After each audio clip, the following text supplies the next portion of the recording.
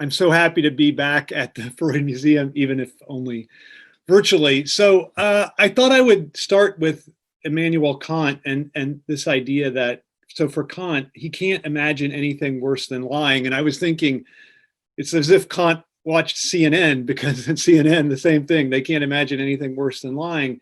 And sorry, can you hear me? I'm good. Okay. Yeah, you're great. Yeah. Sorry about that. So it's interesting. So when Kant brings up an example of violating the moral law, it's always lying that acts as the paradigmatic case for him. And what's more, he even goes so far as to insist that we tell the truth to a murderer who comes to our door looking for a potential victim we are harboring inside. And people who are asked to defend Kant today find this especially problematic, I think, because they use the example of the Gestapo coming, you're harboring a Jew, do you tell the truth to the Gestapo? And this example, Benjamin Constant didn't have this in mind, but he wrote a kind of response to Kant, although it's not clear that he had Kant in mind. And Kant then wrote a response back in which he said, this is a response called, it's very short, it's called On a Supposed Right to Lie from Philanthropy. And Kant says in this little essay, he says, truthfulness in statements that one cannot avoid is a human being's duty to everyone, however great the disadvantage to him or to another that may result from it. So Kant's idea was, even if a murderer comes to the door saying, are you harboring someone? You have to say, yes, I am. You have to tell the truth. So truth was, for Kant, an absolute value. And so it's clear, I think, that Kant would be pretty chagrined to see what's happening today, I think. And he'd undoubtedly fear for the health of the social bond, as many liberals, as you've mentioned, as many liberals do today. And I think, but what's interesting is that Kant never considers why we accept certain facts as true or not. And he never asked this question, like, how do we know that a malicious demon hasn't tried to deceive us concerning everything we take as to be true? And this is, of course, the question that René Descartes raises. And for Descartes, total deception, unlike for Kant, is a genuine possibility. But so Descartes reflects on this in the Meditations. And after he does, he rejects it because he establishes first the certainty of himself as a thinking being. And then he makes this key subsequent step. So first, I'm certain of myself as a thinking being, a thinking thing. And then I can deduce from that there must be a God that exists because I have the idea of God. And then I know that God has to be a perfect being rather than a malicious demon, and the perfect being is incapable of deceiving me. So in a sense, I think Descartes accepts it as axiomatic that God can't lie. So as a result, he moves from, and this is, I think, a fascinating thing, that he moves from radical doubt to complete certainty because of this figure who can act as a support for all verities, who can act as a support for truth. And I think without this support, he'd find himself unable to be certain about what statements we can take as true and what statements we should doubt. So I think what Descartes makes evidence, and I think this is a kind of problem with truth and with the Kantian apotheosis of it, is that truth remains ensconced within the authority of the other. And I think this is what I like about the Cartesian formulation, is he makes this pretty clear. So we require the other to function as an ultimate validation for truth. For Descartes, this other is God. For us, it can be something else. But rather than recognize this as a problem, Descartes sees the reliance on God actually as a virtue of his epistemology. And as much as Descartes, I think Kant also relies on this God who doesn't deceive. So in short, you might say that this conception of truth that emanates from Descartes and Kant relies entirely, I think, on the idea of a subject supposed to know, a sujet supposé savoir, as Lacan would put it.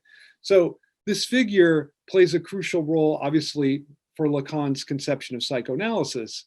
And for Lacan, the subject of supposed to know is the beginning point of analysis, that the analysand enters analysis with an investment in the analyst's knowledge of the truth of the analysand's desire, right? So this error is the first step on the path to truth that the analysis aims to establish.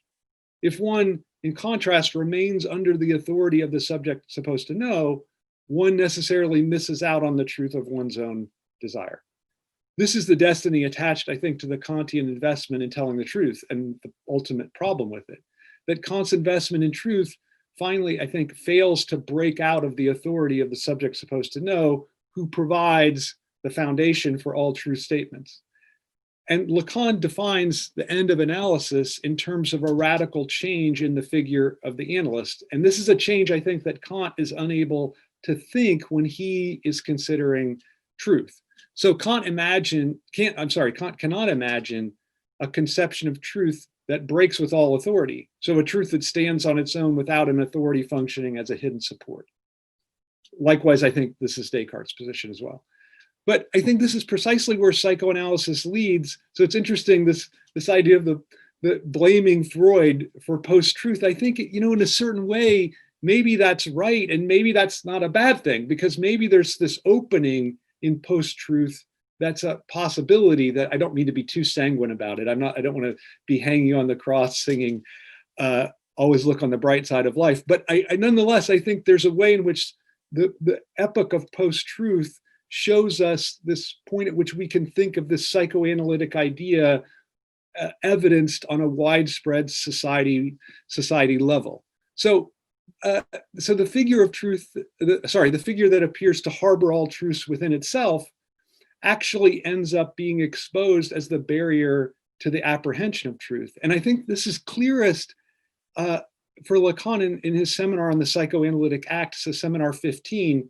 This is what he says. He says, the end of analysis consists in the fall of the subject supposed to know, and his reduction to the advent of this objet a as the cause of the division in the subject which comes to its place. It is that the analyst who comes at the end of analysis to tolerate being nothing more than this remainder. So analysis must lead to the evanescence of the subject supposed to know, or else it really hasn't been a successful analysis.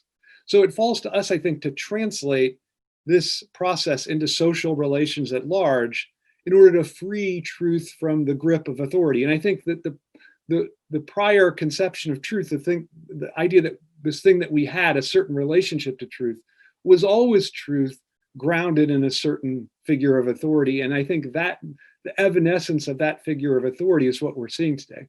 So as in the psychoanalytic session, I think the path to freeing truth from authority resides in the interpretation of desire. And that's the main thing I want to stress today. So the importance of a statement for psychoanalysis doesn't lie in its correspondence with the actual state of things.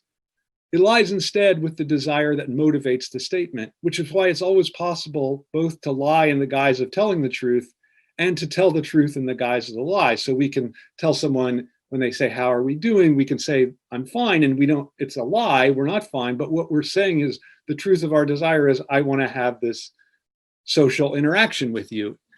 And that's possible precisely because there's a separation between the truth of our desire and the truth that we say. So the interpretation of desire reveals, I think, a truth that breaks from this authority of the subject supposed to know.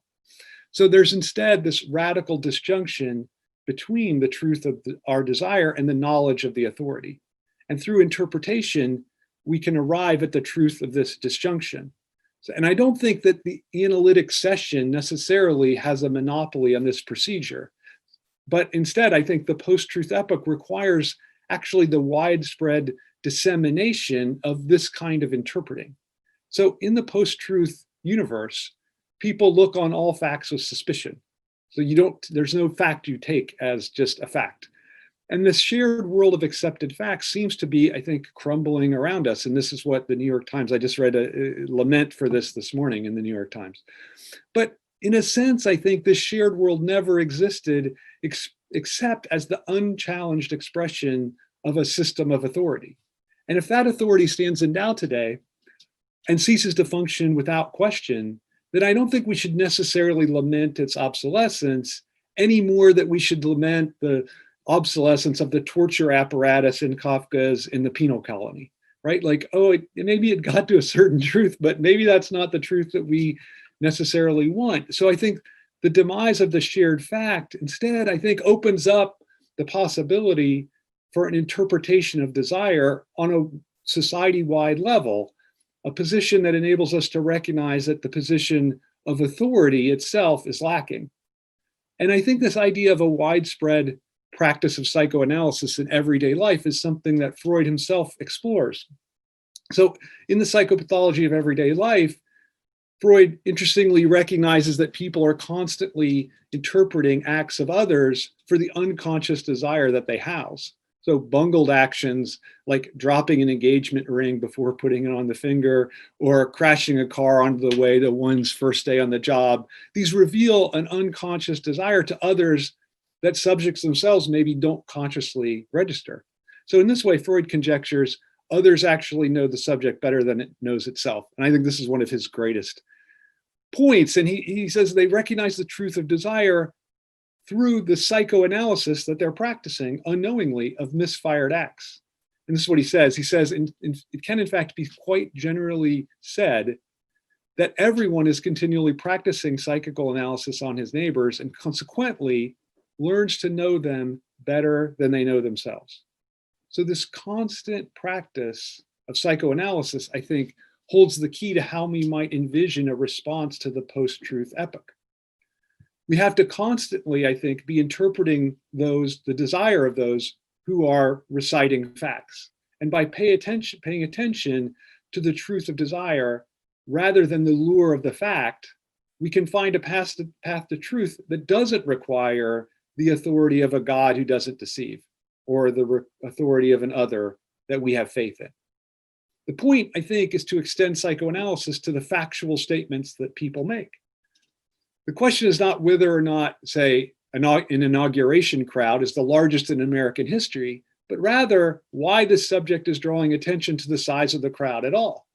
In this way, I think we get at the truth of desire that the fetishism of the fact leaves in the lurch.